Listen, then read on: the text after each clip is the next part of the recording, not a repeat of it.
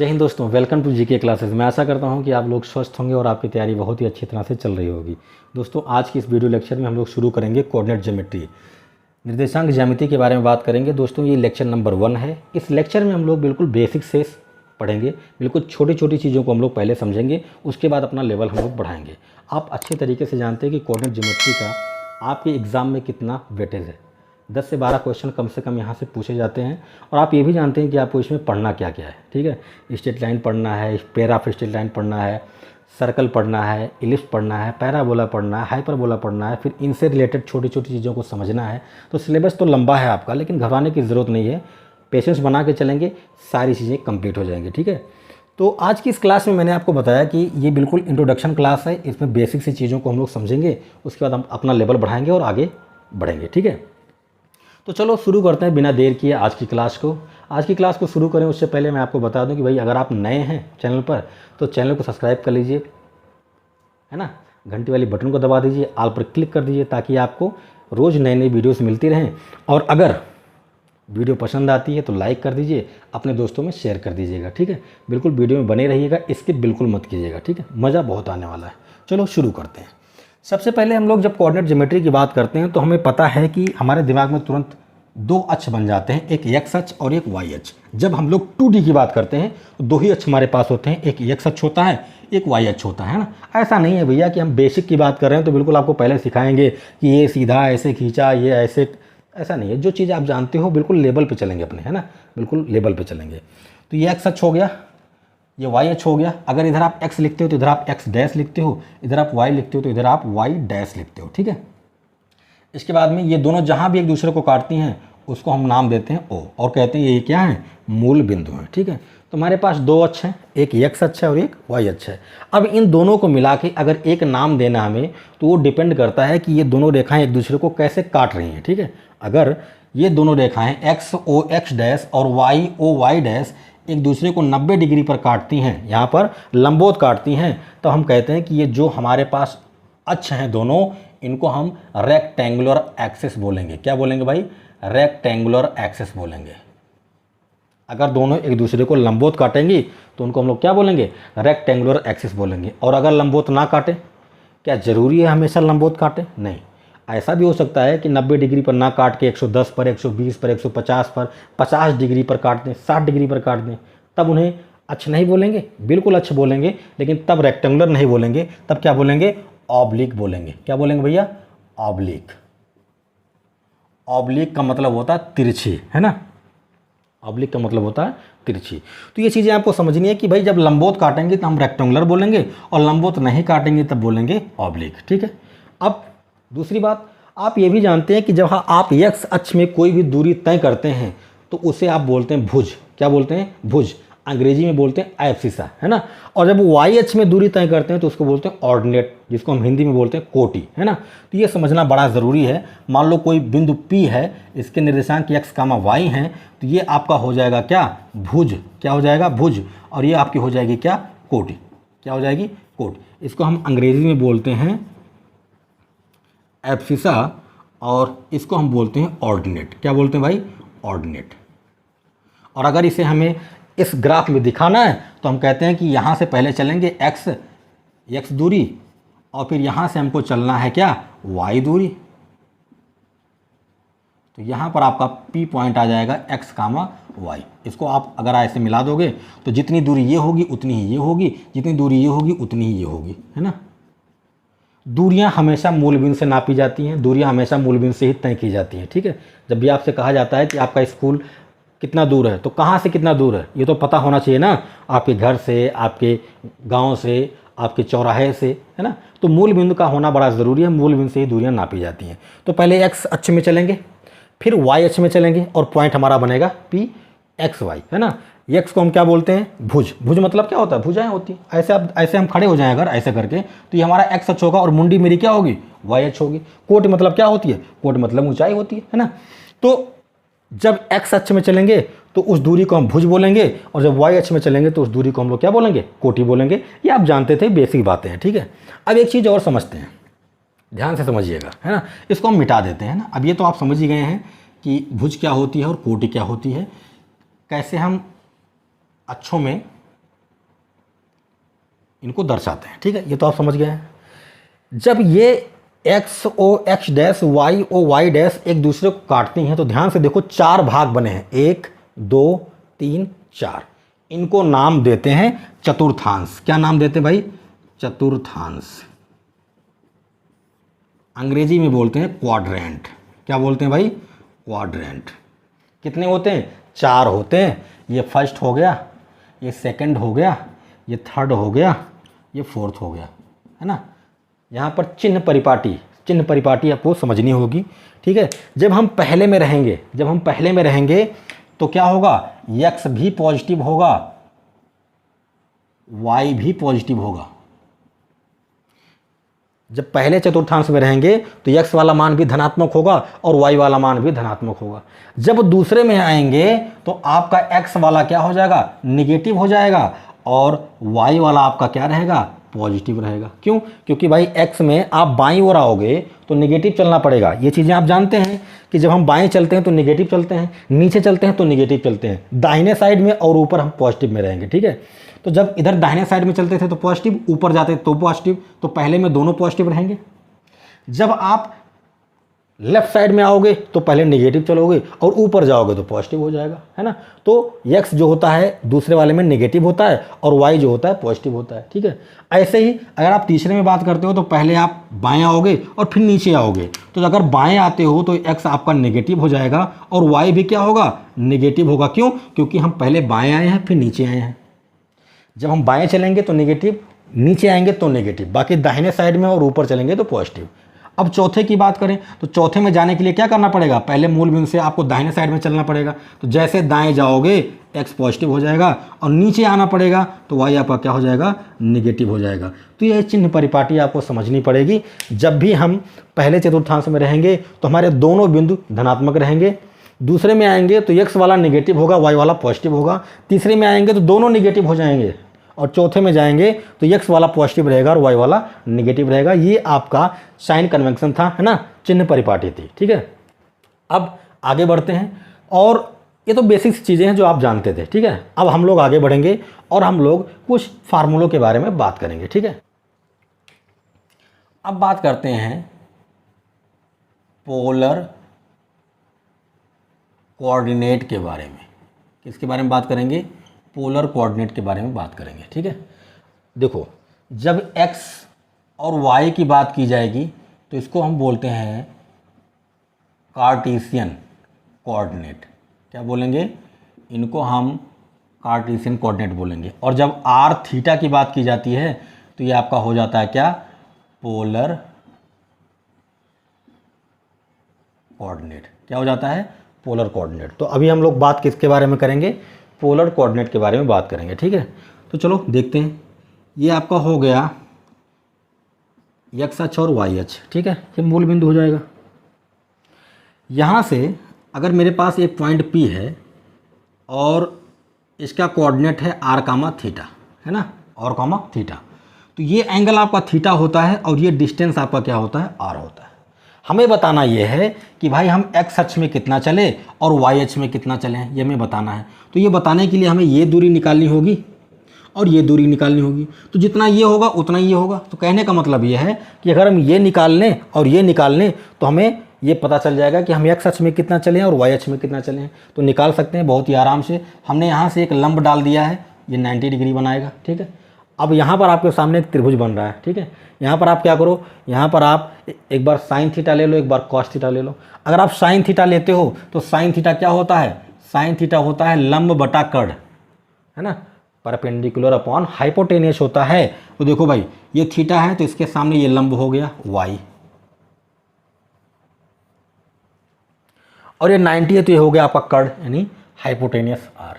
तो यहाँ से आपको y की वैल्यू मिल जाएगी r साइन थीटा। क्या मिल जाएगी? r sine theta. ऐसे ही अगर आप cos थीटा लेते हो तो cos थीटा क्या होता है? आधार बटा कर्ण होता है। ये आपका हो जाएगा आधार और कर्ण तो आपका r ही रहेगा। यहाँ से आपको x की वैल्यू मिल जाएगी r cos थीटा। अगर आपको इस r की वैल्यू निकालनी है तो इसको आप फर्स्ट मान लीजिए, इसको आप सेकंड मान लीजिए, दोनों का स्क्वायर कर दीजिए। दोनों का स्क्वायर कर देंगे, दोनों का स्क्वायर कर दिया इसका भी करो, इसका भी करो और जोड़ दो। जब जोड़ोगे स्क्वायर करके तो ये हो जाएगा r square sine square theta, ये हो जाएगा r square cos square theta. R square को कॉमन करोगे तो x square plus y square equal to r square, और ये हो गया sine square theta plus cos square theta. इसकी वैल्यू 1 हो जाएगी, आप ये जानते हैं sine square theta plus cos square theta equal to 1 होता है। ये 1 हो गया तो आपके पास आएगा r equal to x square plus y square. तो ये आर की वैल्यू आप ऐसे निकालोगे। तो मैं आपको स्टेप बाय स्टेप करके दिखा रहा हूँ, इतना ज़्यादा आपको सोचने की ज़रूरत नहीं होती है। आप इसको बिना पेन चलाए ही बता सकते हो कि आर बराबर क्या होगा, ठीक है। अगर ऐसे ही थीटा की बात करें, भाई कितने अंश का कोण बन रहा है, तो थीटा के लिए आपको कुछ नहीं करना है ना, tan थीटा निकालना होता है। इसके लिए आप क्या करोगे, इसके लिए आपको क्या करना है, 1 में 2 से भाग लगा दो, है ना। तो देखो y बराबर क्या है, आर साइन थीटा है।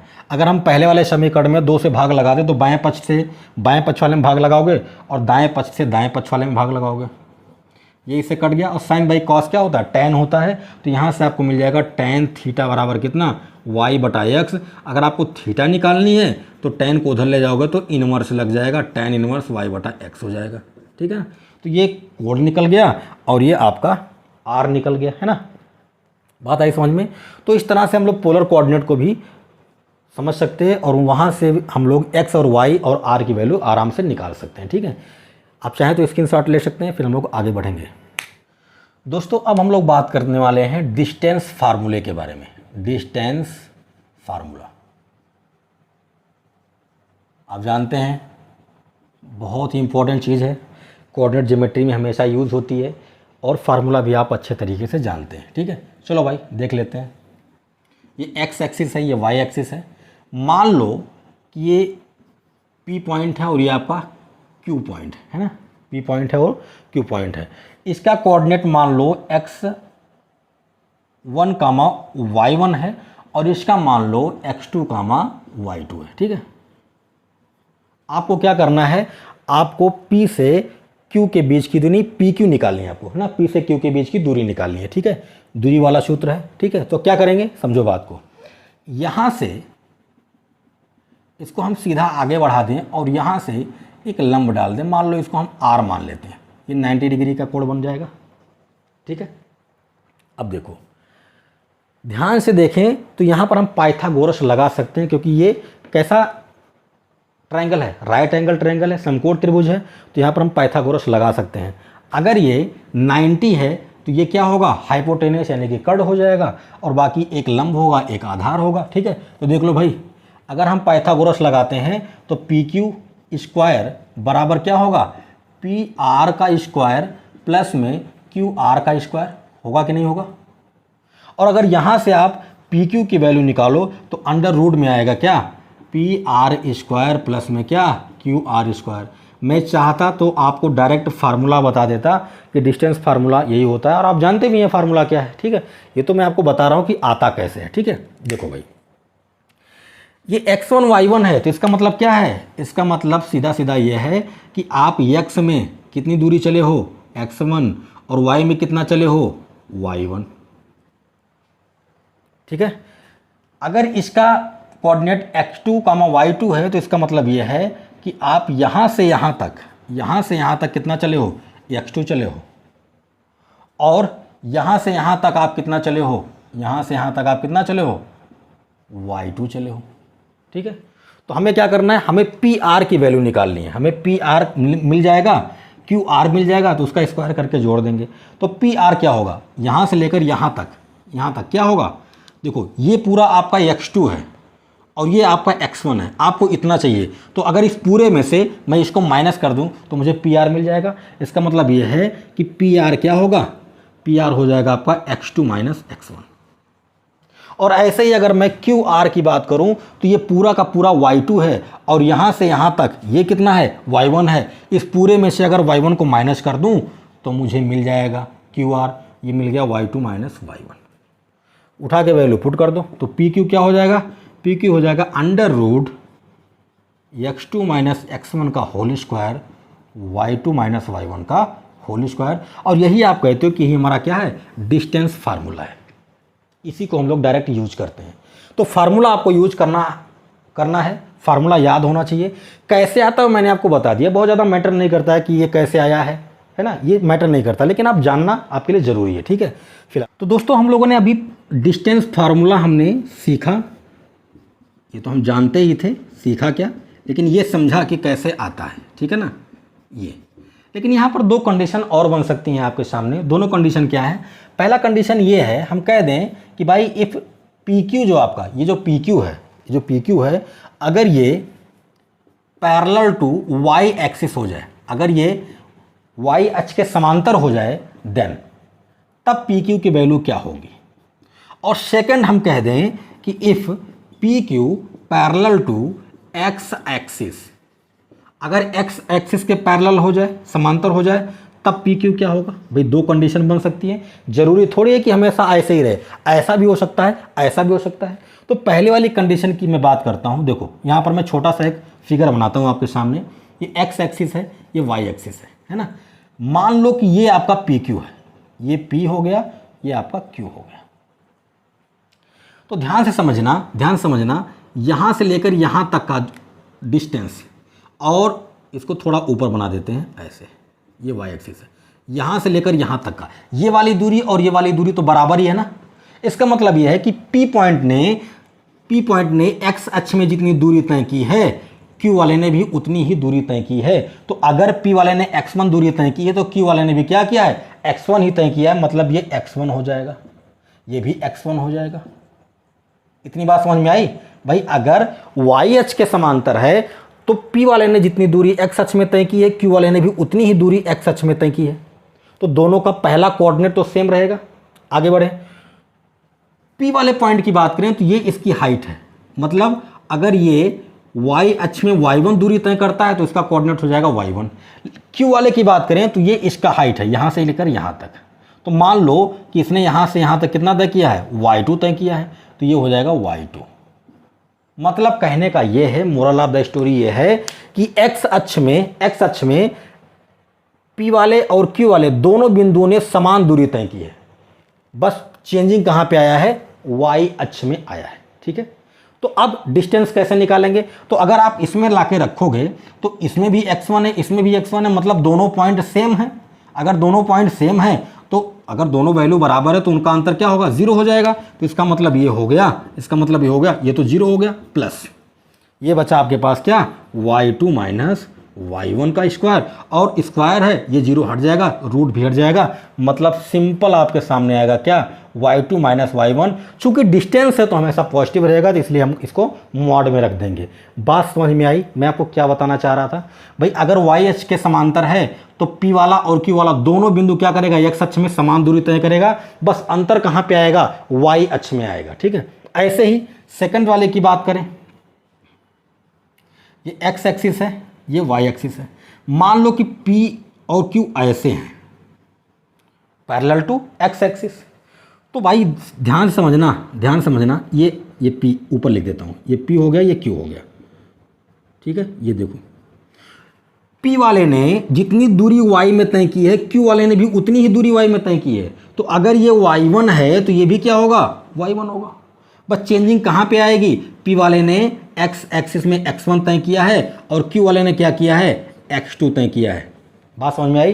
तो जैसे यहाँ पर था x वाला सेम था, y वाला बदल रहा था, वैसे यहाँ पर क्या होगा, y वाला सेम रहेगा, x वाला बदलेगा। तो बस यहाँ पर अब की बार ये दोनों बराबर हो जाएंगे तो ये 0 हो जाएगा, बचेगा ये, स्क्वायर हट जाएगा, तो सिंपल आपके पास आ जाएगा पी क्यू बराबर क्या आ जाएगा भाई, मॉड में x2 माइनस x1।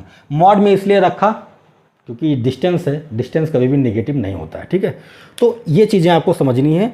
अगर कोई भी रेखा, कोई भी लाइन y अक्ष के समांतर है तो आप कुछ नहीं करना है, बस y वाले कोऑर्डिनेट का अंतर निकाल लो, वही आपका डिस्टेंस हो जाएगा। और अगर x अक्ष के समांतर है, तो आपको कुछ नहीं करना है, x कोऑर्डिनेट का डिफरेंस निकाल लो, वही आपका डिस्टेंस हो जाएगा, ठीक है। चलो आगे बढ़ते हैं। तो दोस्तों मैंने आपको डिस्टेंस फार्मूला जो बताया वो कार्टेशियन कोऑर्डिनेट में था। अगर पोलर कोऑर्डिनेट में हमें निकालना हो तो distance formula in polar coordinate, वैसे इसका इस्तेमाल बहुत ही कम होता है, फिर भी मैं आपको बताता हूँ कि भाई पोलर कोऑर्डिनेट में हम लोग कैसे निकालेंगे, ठीक है। देखो ये आपका x एक्सिस है, ये आपका y एक्सिस है। ये आपका मूल बिंदु हो जाएगा। मान लो कि कोई लाइन है पी क्यू, इसका कोऑर्डिनेट है r1 थीटा 1 और इसका है r2 थीटा 2, ठीक है। यहाँ से इसको मिला देंगे, यहाँ से इसको मिला देंगे, ये आपका r1 हो जाएगा, ये आपका r2 हो जाएगा, ठीक है। ये जो एंगल बनेगा ये बनेगा थीटा 1 और ये जो एंगल बनेगा ये बनेगा आपका थीटा 2, ठीक है। अगर आपको इस वाले एंगल की बात करनी है, इस वाले को निकालना है, तो भाई इस वाला एंगल निकालने के लिए आपको क्या करना पड़ेगा, इस पूरे में से इतने को हटाना पड़ेगा। ये तो इस पूरे में से इतने को हटाना पड़ेगा, तो ये हो जाएगा थीटा 1 माइनस क्या, थीटा 2। ये पूरा एंगल कितना है, थीटा 1 है और ये कितना है, थीटा 2। तो इस पूरे में से अगर थीटा 2 को माइनस कर दूं तो मुझे ये एंगल मिल जाएगा। अब यहाँ पर हम लोग क्या करेंगे, कॉस का एक फार्मूला लगाएंगे, कोसाइन रूल, है ना। आप जानते हैं कि अगर आपके पास एक ट्रायंगल हो ऐसे ए बी सी, ये साइड अगर ए हो, ये बी हो और ये सी हो, ठीक है। अगर हम इस वाले एंगल की बात करते हैं तो हम कहेंगे कॉस ए बराबर क्या होता है, कॉस ए बराबर बी स्क्वायर प्लस सी स्क्वायर माइनस ए स्क्वायर। आपको याद होगा ये फार्मूला, प्रॉपर्टीज़ ऑफ ट्रायंगल में हम लोग पढ़ते हैं, ठीक है। वही फार्मूला यहाँ पर लगाएंगे। हम इस एंगल की बात कर रहे हैं तो क्या करेंगे, cos theta 1 minus theta 2, cos theta 1 minus theta 2 equal to क्या होगा। भाई देखो, इसके जस्ट सामने वाली साइड को बिल्कुल मत लेना, है ना। तो क्या करेंगे, अगल बगल वाले को लेते हैं। तो इसके अगल वाला ये, बगल वाला ये, है ना। तो ये क्या होगा, O P square plus O Q square minus P Q square, यही फार्मूला बनेगा। और ये होगा 2OP इंटू ओ क्यू। भाई क्या होता है, 2BC होता है, ये और ये इन दोनों का गुणा। थोड़ा सा और इसको सिंप्लीफाई करें, cos theta 1 minus theta 2 equal to, समझो बात को, क्या हो जाएगा, OP स्क्वायर, OP का मतलब R1 का स्क्वायर, ये R2 का स्क्वायर माइनस PQ स्क्वायर, नीचे क्या होगा 2R1 R2। भाई OP की वैल्यू कितनी है, R1, और OQ की वैल्यू कितनी है, R2, ठीक है। यही तो होगा। इसको इधर शिफ्ट कर दो, इधर शिफ्ट करो, तो इधर शिफ्ट करोगे क्या आएगा, R1 स्क्वायर प्लस में R2 स्क्वायर माइनस में PQ square equal to 2R1 R2 cos theta 1 minus theta 2, ठीक है। एक काम और करते हैं, इसको इधर लाते हैं। जब आप इसको इधर लाओगे, इसको उधर ले जाओगे, तो सिंपली ये हो जाएगा PQ स्क्वायर इक्वल टू क्या, R1 का स्क्वायर प्लस R2 का square minus 2R1 R2 cos theta 1 minus theta 2। और यहाँ से PQ की वैल्यू जब निकालोगे तो इधर स्क्वायर था, उधर स्क्वायर रूट हो जाएगा। ये हो जाएगा R1 square R2 square minus 2R1 R2 cos theta 1 minus theta 2, ठीक है। ये आपका डिस्टेंस फार्मूला है पोलर कोऑर्डिनेट में, ये आपको ध्यान में रखना है, ठीक है। दोस्तों अभी तक हम लोग डिस्टेंस फार्मूले के बारे में बात कर चुके हैं। अब हम बात करेंगे सेक्शन फार्मूले के बारे में। तो ये फार्मूला भी आप जानते हैं। अभी तक जो भी हम लोगों ने बात किया है, बिल्कुल बेसिक वाली बात की है ना, वो सब हम लोग जानते हैं, ठीक है। बस मैं आपको ये बताना चाह रहा हूँ कि कैसे ये चीज़ें निकल के हमारे सामने आती है और कैसे चीज़ों को हम याद रख सकते हैं, ठीक है। सेक्शन फार्मूला, सेक्शन फार्मूले में हम दो तरह से हम लोग इसको समझते हैं। सेक्शन मतलब होता है विभाजन, है ना, विभाजन सूत्र, इसको डिवीजन फार्मूला भी बोल सकते हैं आप। एक तो ये होगा कि जब इंटरनल डिवीज़न होगा तब क्या फार्मूला होगा, और एक जब एक्सटर्नल डिवीज़न होगा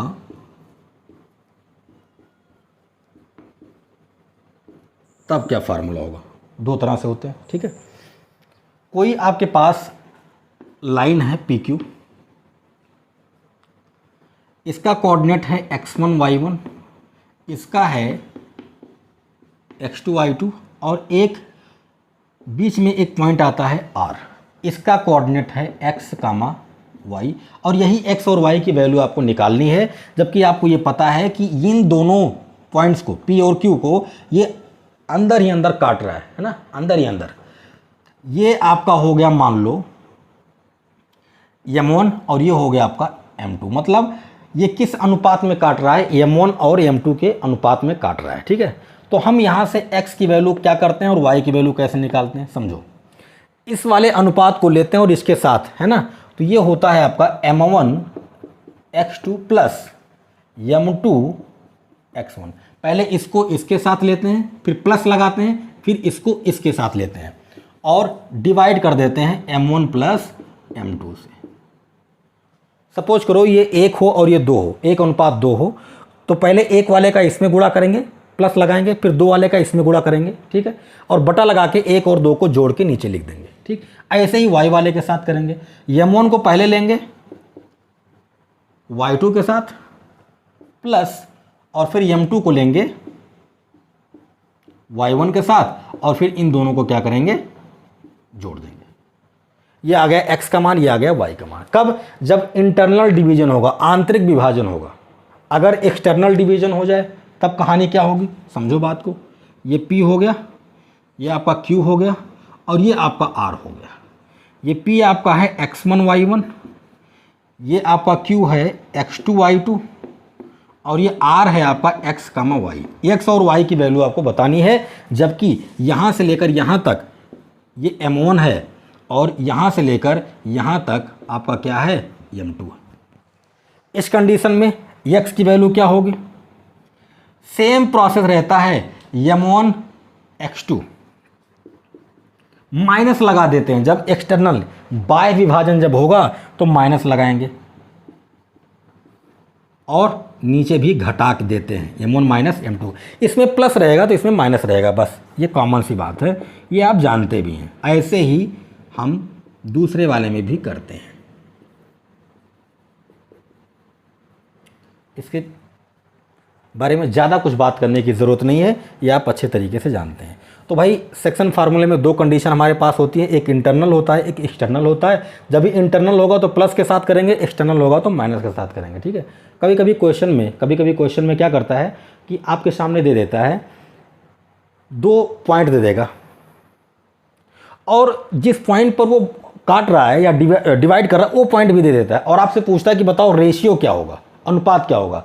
तो ऐसे कंडीशन में ध्यान रखना, हम रेशियो हमेशा λ:1 मानते हैं। लैम्डा की जगह पर आप कोई भी कांस्टेंट ले सकते हैं, म्यू ले सकते हैं ना, कुछ भी ले सकते हैं। एक को 1 रखते हैं, एक को लैम्डा रखते हैं। मतलब ये कि हम m1 की जगह पर क्या करेंगे, लैम्डा ले लेंगे, और m2 की जगह पर 1 ले लेंगे और सॉल्व करेंगे।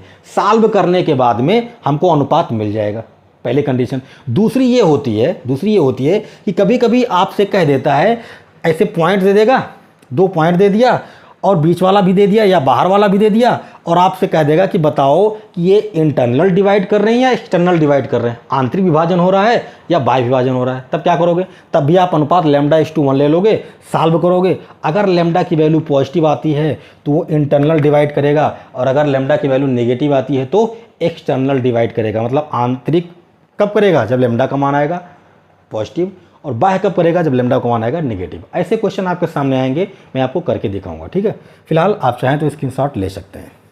तो सेक्शन फार्मूला तो मैंने आपको बता दिया। अब एक छोटी सी बात और समझ लीजिए आप। मान लीजिए कि ये PQ है, P का कोऑर्डिनेट हमेशा की तरह जो हम लोग मानते आए हैं x1 y1, और Q का x2 y2। ठीक है ना। मान लो कि एक स्ट्रेट लाइन है ax plus by plus c equal to 0। ये क्या करती है, ये PQ को डिवाइड करती है, मान लो R पॉइंट पे। ठीक है, तो कभी कभी आपसे कह देता है कि 2 बिंदु हैं x1 y1 x2 y2, इनको एक रेखा क्या करती है, विभाजित करती है। तो बताओ किस अनुपात में बांटेगी, मतलब ये m1 m2, मतलब m1 m2 कभी कभी आपसे पूछ लेता है, या इसी को हम लोग ऐसा भी लिख सकते हैं m1/m2। और यही नहीं, इतना तो आपसे पूछता है कि बताओ किस अनुपात में बांटेंगी। कभी कभी ये भी पूछ लेता है कि बताओ ये आंतरिक विभाजित करेंगी या बाह्य विभाजित करेंगी, इंटरनल डिवीजन होगा या एक्सटर्नल डिवीजन होगा। तो कैसे निकालेंगे, तो सिंपल तरीका भैया, रेशियो मतलब क्या, m1/m2, यही तो निकालना हमें। ये कैसे निकालेंगे समझो।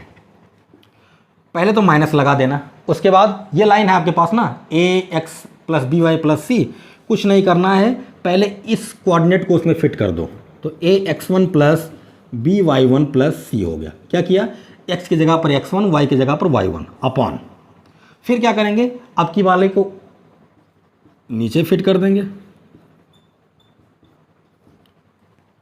ये हो गया आपका क्या, अनुपात। ये 1/m2 का ये मान हो गया। अगर ये नेगेटिव बना रहता है, अगर इस टोटल की वैल्यू नेगेटिव आती है तो भैया नेगेटिव के लिए क्या होगा, एक्सटर्नल, और अगर ये पॉजिटिव हो जाती है तो क्या होगा भैया, इंटरनल, है ना। ये क्वेश्चन मैं आपको कराऊंगा, घबराने की ज़रूरत नहीं है, मैं आपके सामने ऐसा क्वेश्चन रखूंगा तो सारी चीज़ें आपके दिमाग में बैठ जाएंगी कि भाई अगर हमें कोई रेखा दी जाए और कहे कि वो रेखा इन दोनों बिंदुओं को काट रहा है, विभाजित कर रहा है, तो बताओ किस अनुपात में काट रहा है, तो अनुपात ऐसे निकालेंगे। ये पूछ ले कि इंटरनल डिवीजन हो रहा है या एक्सटर्नल हो रहा है, तो हम उसके सामने के चिन्ह को देखेंगे। अगर सामने माइनस है तो एक्सटर्नल हो रहा है, प्लस है तो इंटरनल हो जाएगा। आई बात समझ में। तो दोस्तों आज की क्लास में मैंने आपको बेसिक चीज़ें बताई हैं, है ना। पहले आपको मैंने अक्षों के बारे में बताया, फिर चिन्ह परिपाटी मैंने आपको समझाई, फिर डिस्टेंस फार्मूले के बारे में मैंने आपको बताया। डिस्टेंस फार्मूला मैंने पोलर में भी बताया है और कार्टेशियन में भी बताया। उसके बाद मैंने आपको सेक्शन फार्मूला बताया और यहाँ तक हम लोग अपनी गाड़ी को ला चुके हैं। ठीक है, आज की क्लास को मैं यहीं पर रोकता हूँ। इससे आगे की बातें हम लोग नेक्स्ट क्लास में करेंगे। और नेक्स्ट क्लास में हम लोग क्या पढ़ने वाले हैं, प्रॉपर्टीज़ ऑफ ट्रायंगल के बारे में पढ़ेंगे। ट्रायंगल पे कुछ पॉइंट होते हैं, जैसे सेंट्रायड हो गया, ऑर्थो सेंटर हो गया, इन सेंटर हो गया, है ना, सरकम सेंटर हो गया, कैसे निकाला जाता है, क्या होता है, इसके बारे में हम लोग बात करेंगे। फिर हम लोग क्वाड्रिलेटरल यानी चतुर्भुज के बारे में बात करेंगे। ठीक है, तो नेक्स्ट क्लास में मिलते हैं। वीडियो कैसा लगा कमेंट करके ज़रूर बताइएगा, अपने दोस्तों में शेयर कीजिएगा। अगर आप चैनल पर नए हैं तो पुनः आपसे निवेदन है कि चैनल को सब्सक्राइब कीजिए, घंटी वाले बटन को दबाइए, ऑल पर क्लिक कर दीजिए ताकि ऐसे वीडियोज़ आपको मिलते रहें। मिलते हैं अगली क्लास में, अपना ख्याल रखें, जय हिंद।